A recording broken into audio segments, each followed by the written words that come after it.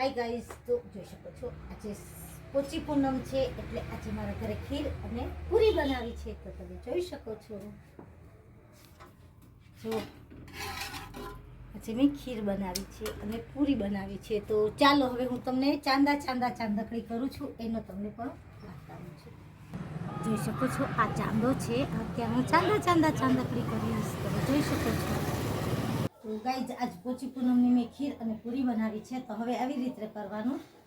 ચાંદકડી ભાઈની બેન નાનકડી રમે કે ઝૂમે.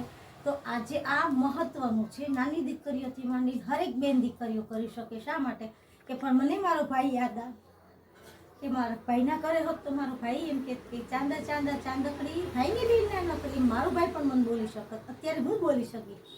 બરાબર છે. તો આજે પોચી પૂનમનો મેં આજે ઉપવાસ છે અમારે અને મેં આ પણ બનાવ્યું છે આજે. તો તમે કમેન્ટમાં જરૂર કહેજો કે પોચી પૂનમનું મહત્વનું શું વસ્તુ હોય છે અને કેવી રીતે કરે છે દીકરીઓ એમના ભાઈનું, અને મારા ભાઈને હંમેશા ખુશ રાખે એવી આજ મારી આશા છે. આવજો.